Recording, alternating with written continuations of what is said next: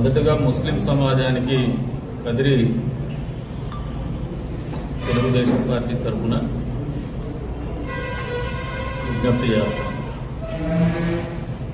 అనునిత్యము రాజకీయ పార్టీలు వాళ్ళ లబ్ధి పొందడానికో లేదా వాళ్ళ పబ్బం గడుపుకోవడానికో చేసేటువంటి ఒక కన్ఫ్యూజింగ్ స్టేట్మెంట్స్ ఆ ట్రాప్లో పడొద్దని చెప్పేసి విజ్ఞప్తి చేస్తాం. వక్ఫ్ బోర్డ్ సవరణ బిల్లు అనేది గతంలో కూడా జాయింట్ పార్లమెంటరీ కమిటీ ముందుకు పంపించిన తర్వాతే లోక్సభలో కానీ ప్రవేశపెట్టబడింది, రాజ్యసభలో కానీ. అంటే దీని మీద తెలుగుదేశం పార్టీ చాలా స్పష్టంగా ఉంది. ముస్లింల యొక్క మనోభావాలను దెబ్బతీసే విధంగా కావచ్చు, లేదంటే వాళ్ళ హక్కులు పరిరక్షించుకునే విధానంలో కావచ్చు, ఎక్కడ కూడా రాజీ పడేటువంటి ప్రసక్తి లేదు. ప్రత్యేకించి కదిరి నియోజకవర్గంలో చెప్తున్నాం, మీ గౌరవానికి కానీ, మీ ఆచార సాంప్రదాయాలకు కానీ, మీ ఆస్తులకు కానీ భంగం వాటిలేటువంటి పరిస్థితి ఎప్పుడు కూడా ఈ ప్రభుత్వం కానీ, స్థానిక ఎమ్మెల్యేగా మేము కానీ ఇప్పుడు కూడా చేయలేదు, చేయకపోమని కూడా చెప్తాం. అంతేకాకుండా ఎవరైనా భూమి మీద ఉన్నటువంటి ప్రతి క్రీచర్ కూడా ఒక కమ్యూనిటీ ఉంటుంది. వాళ్ళు చేసే మంచికో చెడ్డకో ఎంటైర్ కమ్యూనిటీ రెస్పాన్సిబిలిటీ ఉంటే, లేదంటే వాళ్ళు ఓనర్షిప్ తీసుకుంటామంటే అది వాళ్ళ భ్రమే. కాబట్టి ఆ అంశాన్ని స్పష్టతగా ఇస్తా ఉన్నాం. తెలుగుదేశం పార్టీ ముస్లింల హక్కుల పరిరక్షణకు కానీ, వాళ్ళ ఆస్తుల పరిరక్షణకు కానీ కట్టుబడే ఉంది. ఎక్కడ కూడా లాలూచి పడము. రెండో అంశం, గాండ్లపేట మండల సర్వసభ్య సమావేశం ఎన్నికలు. అది అంతర్లీనంగా మాకున్నటువంటి ఇన్ఫర్మేషన్ ఏమంటే, సోమశేఖర్ రెడ్డి అనే ఎంపీటీసీ ఎంపీపీగా ఎన్నిక కావడానికి సానుకూలంగా అందరూ స్పందించినారు, వాళ్ళందరూ సహకరిస్తున్నారని చెప్పేసి వాళ్ళు తెలియజెప్పడం జరిగింది. అందుకనే ఈ సమావేశంలో కూడా మేము కూడా పాల్గొనడం జరిగింది. తదుపరి జరిగినటువంటి పరిణామాలు ఏమంటే, అక్కడ నేను గమనించింది ఏమంటే, ఒకరిద్దరు విముఖంగానే ఉన్నారు, సానుకూలంగా లేదు. మోరోవర్ వాళ్ళైతే నామినేషన్ ఫైల్ చేయలేదు, ఎన్నికలకు పోటీనే చేయలేదు. మరి ఇటువంటి పరిస్థితుల్లో నిజంగా దౌర్జన్యం చేయాలనే ఆలోచన ఉంటే అధికారాన్ని అడ్డం పెట్టుకొని ఆ రోజే తలుపులేసేసి మూసేటువంటి వెసులుబాటు మాకు ఉంది. కానీ ఇప్పుడు మేము అటువంటి ఆలోచన మేము చేయము, ప్రజాస్వామ్యాన్ని గౌరవిస్తాం. అందుకని ఆ రోజు ఈఓ గారికి తెలియజెప్పడం జరిగింది, యూ గివ్ యాంపుల్ ఆపర్చునిటీ, సరైనటువంటి అవకాశం, మళ్ళీ నామినేషన్ కానీ ఎన్నిక కానీ వాళ్ళకు అవకాశం ఇవ్వండి, ఇంకా 2వ రోజు కూడా రిజర్వ్డ్ ఉంటుందని చెప్పి తెలియజెప్పండి. అందులో భాగంగానే వాళ్లకు వాయిదా వేస్తూ మరొక అవకాశాన్ని కలగజేయడం కూడా జరిగింది. ఇది ఒక తంతు. దీంట్లో జగన్మోహన్ రెడ్డి పాపం భయపడిపోయేసి ఉండేవాళ్ళు కూడా పోతున్నారు. ఎందుకంటే ఒక ఎంపీటీసీ అయితే వచ్చేసినారు, ఇంకా ఎవరన్నా రాష్ట్ర వ్యాప్తంగా స్థానిక సంస్థలకు చెందినటువంటి వాళ్ళందరూ వెళ్ళిపోతారేమని చెప్పేసి ఇమీడియట్ గా మీటింగ్ పిలుచుకొని ఆయన తిప్పలు ఆయన పడుతున్నాడు. అది ఒక బాధ్యత, పార్టీ నడిపేటువంటి వ్యక్తిగా దాన్ని మేము తప్పుపట్టం. కానీ బెదిరించి ఎన్నికలని జగన్మోహన్ రెడ్డి గారు కానీ, వైఎస్ఆర్సీపీ పార్టీ వాళ్ళు కానీ చేస్తున్నటువంటి నిందారోపణలు తగదు. దానికి మేము సమాధానం చెప్తా ఉన్నాం. అటువంటి ఆలోచన కానీ, ఆచరణలు కానీ గత ప్రభుత్వ హయాంలో మీరే చేసి పళ్ళాడలేకపోతే గ్లాస్ అద్దాలు పడుకున్నారు, నామినేషన్ వేసేకపోతే లాక్కున్నారు, లేదంటే మన కదిరి మున్సిపాలిటీలోనే ఒక ఓటుతో గెలిస్తే ఒక ఓటుతో ఓడిపోయినారని చెప్పి దౌర్జన్యం చేసుకున్నటువంటి పరిస్థితి. అంతేకాకుండా కొంతమంది యునానిమస్ గా చేసుకునే ఆలోచనతోనే ఆ రోజున వాళ్ళని డిస్క్వాలిఫై చేస్తూ అధికారాన్ని అడ్డం పెట్టుకుని వాళ్ళ అర్హులైనప్పటికీ కూడా అనర్హులుగా ప్రకటించి మీ అవకాశాలని ఓడిపోతామనే దగ్గర నుంచి యునానిమస్ గా గెలిపించుకునేటువంటి అడ్డదావులు దొరికినటువంటి చరిత్ర మీదే కాదు. ఈరోజు మళ్ళీ చెప్తాను, జగన్మోహన్ రెడ్డి గారు సత్యసాయి జిల్లాకి రాప్తాడ్కి ఈ సందర్భంగా ఈ కాంటెస్ట్ లో జరిగినటువంటి ఒక గొడవలో ఒక హత్యగా మారినటువంటి ఉదంతంలో వాళ్ళని పరామర్శించడానికి దీన్ని కూడా రాజకీయం చేస్తూ ఒక బీసీ కులానికి చెందినటువంటి వాళ్ళు అని చెప్పేసి మాట్లాడుతున్నారు. హత్య ఏ కులానికి చెందినటువంటి వ్యక్తిని హత్య చేసిన కూడా తప్పే, నేరమే.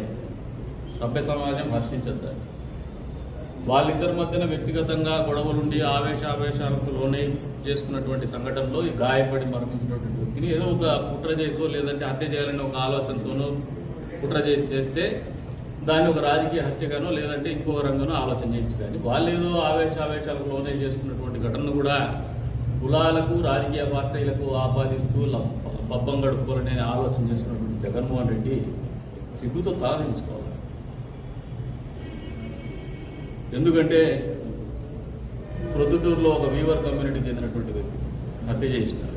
రాజకీయాలతోనే హత్య చేసినారు, అధికారాన్ని అడ్డం పెట్టుకుని హత్య చేసినారు. చంద్రయ్య అనే అతన్ని పల్నాడులో జై జగన్ అనమని చెప్పేసి నడు రోడ్లో గొంతు కోసినటువంటి సంఘటన. వీటన్నిటికీ మీరు ఎప్పుడు సమాధానం చెప్పలేదు జగన్మోహన్ రెడ్డి గారు. సరే, ఇవన్నీ ఒక ఎత్తు పక్కన పెడదాం. చాలా సంబంధాలు ఉన్నాయి మీకు మాకంటే పని కాదు. కదిరికి పులివెందులకి చాలా దగ్గర సంబంధాలు ఉంటాయి పక్కనే కాబట్టి ఇప్పుడు కూడా కలిసిమెలిసి ఇక్కడికి అక్కడికి రాకపోకలు ఉన్నాయి. వ్యాపార వాణిజ్య రాజకీయ సంబంధాలు ఉన్నాయి. ఇది గత చరిత్రను చూసినా కూడా అన్నిటికీ కూడా వాస్తవాలని చెప్పేసి తెలియజెప్పచ్చు. కాబట్టే ఈ రోజున జగన్మోహన్ రెడ్డి హత్యా రాజకీయాలు లేదంటే వెనుకబడిన కులాల వర్గాల వారి మీద ప్రేమ చూపిస్తానా అని చెప్పుకుంటూ బయలుదేరి వస్తున్నా అని చెప్తున్నారే. మీరు వచ్చే ముందు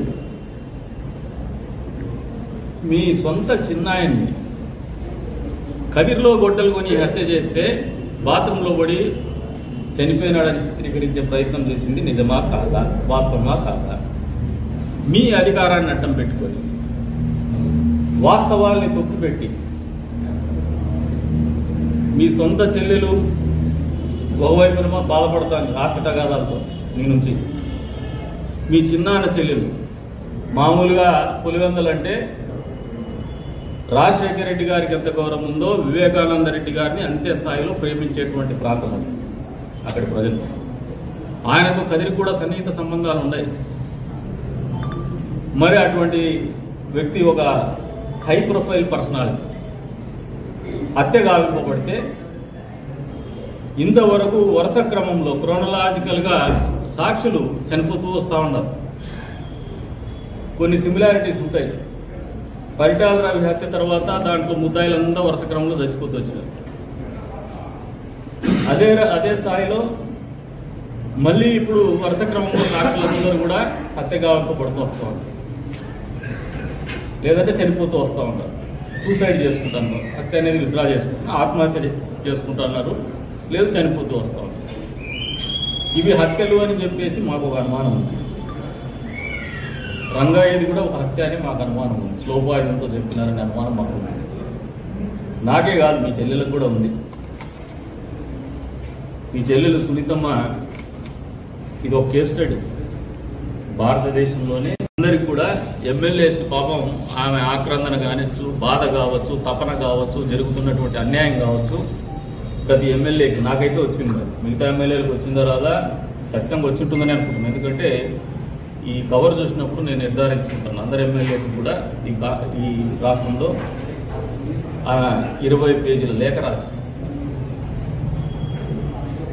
బహుశా జగన్మోహన్ రెడ్డికి రాసిందో లేదో కానీ నిజంగా జగన్మోహన్ రెడ్డికి రాసింటే మాత్రము మంచి ఆలోచన. అది నిజంగా జగన్మోహన్ రెడ్డి చదువుతాడని నేను అనుకోను. కానీ సునీతమ్మకు కూడా చెప్తున్నాను, మీరు జగన్మోహన్ రెడ్డి గారికి లేఖ రాయకపోతే కనీసం ఈ లేఖను ఆయన కూడా పంపించండి. ఎందుకు చెప్తున్నానంటే ఈ మాట, 2019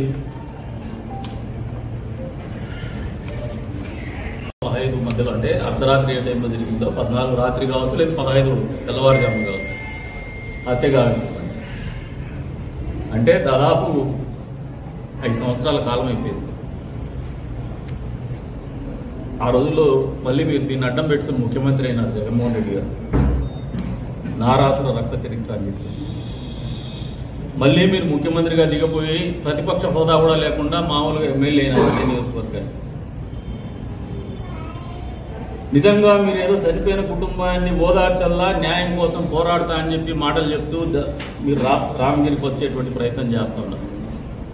మీ చిత్తశుద్ధిని వైఎస్ఆర్ కుటుంబ సభ్యులు, వైఎస్ఆర్ పార్టీకి చెందినటువంటి కార్యకర్తలు, నాయకులు కూడా ఒకసారి ఆలోచన చేసుకోమని చెప్పేసి విజ్ఞప్తి చేస్తాం.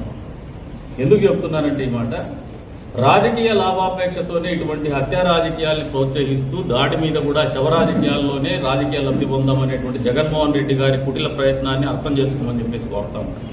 నిజంగా జగన్మోహన్ రెడ్డి గారికి ఎక్కడైనా ప్రశంసలు ఉంటే, హత్యా రాజకీయాలు మేము ఎంకరేజ్ చేయమని ఆలోచన ఉంటే, మొదటిగా ఆయన బాధ్యత కింద నైతిక బాధ్యతగా ఒక మనిషిగా, ఒక ముఖ్యమంత్రిగా కాదు, ఒక ఎమ్మెల్యేగా కాదు, ఒక సాటి మనిషిగా, ఒక కుటుంబ సభ్యుడిగా, చనిపోయినటువంటి వ్యక్తి కుటుంబ సభ్యుడిగా ఈ రోజున ఈ హత్య గురించి ఏమాత్రము ఆలస్యం చేయకుండా దీన్ని తేల్చండి అని చెప్పేసి ఆయనే పిటిషన్ వేసి ఎక్స్పెడిషియస్ గా చేయాల్సినటువంటి బాధ్యత ఆయన మీద ఉంటే, జరగాల్సినటువంటి కార్యక్రమాన్ని ఎప్పటికప్పుడు కోర్టుల్లో ఉన్నటువంటి కొన్ని ప్రాక్టీసెస్ను అడ్డం పెట్టుకొని, ఒక డిలే టాక్టిక్స్ పెట్టుకొని దాన్ని లేట్ చేస్తూ, ఈ ఆలస్యం చేసే క్రమంలో సాక్షులందరూ కూడా చనిపోతున్నారో, చంపబడుతున్నారో, ఆత్మహత్య చేసుకుంటున్నారో కానీ చనిపోయేటువంటి పరిస్థితులు కల్పిస్తూ మళ్లీ ఈ కేసుల నుంచి విముక్తి పొందాలనే ఒక కుటిల ప్రయత్నం చేస్తున్నటువంటి మాట వాస్తవమా కాదా జగన్మోహన్ రెడ్డి గారి గురించి ఆలోచన చేసుకోమని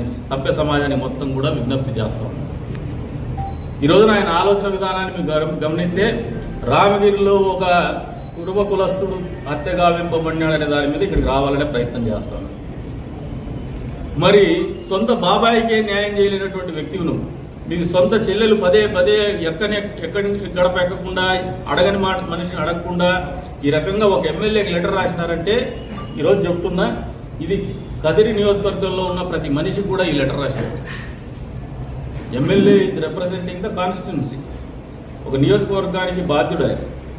ఆ నియోజకవర్గానికి ప్రాతినిధ్యం వహిస్తున్నటువంటి వ్యక్తికి లెటర్ రాసినారంటే ఇది మన కదిరి నియోజకవర్గ ప్రజలందరికీ కూడా రాసింది అని చెప్పేసి కూడా ప్రజలు కూడా తెలియజేస్తాను. ఈ రోజున ప్రజలు కూడా ఆలోచన చేసుకోవాల్సినటువంటి అవసరం ఉంది. ఇటువంటి నాయకులు మనకు అవసరమా? ఇటువంటి పార్టీ అవసరమా? వైఎస్ఆర్సీపీ పార్టీ లాంటి పార్టీ అవసరమా? ఈ రోజున దగులుబాజీ ఆలోచనలతో, దొంగ ఆలోచనలతో, కుట్రపూరితమైనటువంటి ఆలోచనలతో, నేరపూరితమైనటువంటి రాజకీయాలతో, నేరపూరితమైనటువంటి చర్యలతో గతంలో అబద్దాలు చెప్పి మోసాలు చేసి తన పత్రికని, తన ఛానల్ని అడ్డం పెట్టుకుని సొంత బాబాయ్ హత్యనే గుండెపోటుగా చిత్రీకరించి హత్యాని ప్రపంచానికి తెలియడంతో చంద్రబాబు నాయుడు గారు చేయించినారని చెప్పేసి ఒక అపవాదం ఊపి తదుపరి ఆయన ప్రభుత్వంలోనే వాళ్ళ మనుషుల మీద కేసులు పెట్టించుకున్నటువంటి పరిస్థితులు, వాస్తవ పరిస్థితులు అందరూ కూడా తెలుసుకోవాలని చెప్పేసి కోరుతా ఉంది. కాబట్టి జగన్మోహన్ రెడ్డి, నువ్వు రామగిరికి వచ్చే కంటే ముందు మీ చెల్లెలకు సమాధానం చెప్పి, సునీతమ్మకు సమాధానం చెప్పి, ఎన్ని రోజుల్లో నేను తెలుస్తాను. అసలు ఈ హత్యలో ఆమె ప్రశ్నలు సూటిగా ఉన్నాయి. ఏమున్నాయంటే, ఆమె భారతిరెడ్డి కావచ్చు, భాస్కర్ రెడ్డి గారు కావచ్చు, అవినాష్ రెడ్డి కావచ్చు, డోన్లా శంకర్ రెడ్డి కావచ్చు, వీళ్ళందరూ కూడా దీంట్లో ఇన్వాల్వ్ అని చెప్పేసి అక్యూజ్ కింద కూడా ఉన్నారు ఆల్రెడీ. ప్రేమా ప్రసిద్ధి తెలిసే కేసు, సాక్ష్యాలు కూడా ఉన్నాయి దానికి. ఇంత పెద్ద ఎత్తున మీకు వాస్తవాలు, ఒక నిజం అనేది ఏనుకంటే పెద్దగా ఉంటుంది. ఇంత పెద్దగా ఉండేటువంటి నిజం కూడా, సత్యాన్ని కూడా మీరు సత్యదూరం చేస్తూ దాన్ని చూడనట్టుగా, మీ కంటికి కనపడినట్టుగా పులివందలిట్టి పెట్టేసి రామగిరికి రావడం ఎంతవరకు కరెక్టో జగన్మోహన్ రెడ్డి సభ్య సమాజానికి కానీ ప్రజలకు కానీ సమాధానం చెప్పి మరీ రావాలని చెప్పేసి డిమాండ్ చేస్తాను. ఈ రోజున ఇటువంటి ఆలోచనలు నిన్ను మళ్ళీ అధికారంలోకి తీసుకురావు. ఒకసారి ప్రజలు మోసపోతారు, పదే పదే మోసపోరు జగన్మోహన్ రెడ్డి. ఒకసారి మోసపోయే నీ మీద కోడికత్తి దాడి జరిగితే నువ్వు సొంతంగా చేయించుకుంటే వాడిని నువ్వు బలిపోషం చేసి రాజకీయ లబ్ధి, సానుభూతి పొంది రాజకీయ లబ్ధి పొందినావు. బాబాయిని కదిరిలో గొడ్డలు కొని పులందల్లో హత్య చేయించి, నీ సొంత మనుషులతో హత్య చేయించి, అప్రూవర్స్ కూడా ఉన్నారు దీంట్లో. వాళ్ళు కూడా ఎన్ని రోజులు పొందుతారో తెలియదు, వాళ్ళని కూడా ఏం చేస్తావో కూడా తెలియదు. నువ్వు అప్రూవర్గా ఉన్నటువంటి కేసులో కూడా ఇప్పటికి కూడా తప్పించుకోవాలనే ఆలోచనతో ప్రతినిత్యం కూడా కోర్టులు కూడా ప్రొసీడింగ్స్ అన్ని కూడా ఆలస్యం చేస్తుంది. నీకున్నటువంటి అధికారం కావచ్చు, కాంటాక్ట్స్ కానీ అడ్డం పెట్టుకొని తప్పించుకునేటువంటి ప్రయత్నం చేస్తున్నటువంటి నువ్వు రాజకీయాల కారకుడుగా కాదా ఒక్కసారి సమాజానికి తెలియజెప్పాలి. ఈ రోజున నీ చెల్లి 20 పేజీల లెటర్ రాసింది మాకందరికి. ఈ ఊర్లో ఉన్నటువంటి 2,53,000 మంది ఓటర్లకే కాదు, దాదాపు 4 లక్షల జనాభా, 4 లక్షల పైచీలకు జనాభా ఉంటుంది. వాళ్ళందరికీ కూడా ఉత్తరం రాసినట్టే. మీ ఇంటి గుట్టిది, మీ ఇంట్లో చెల్లెలు రాస్తా ఉంది.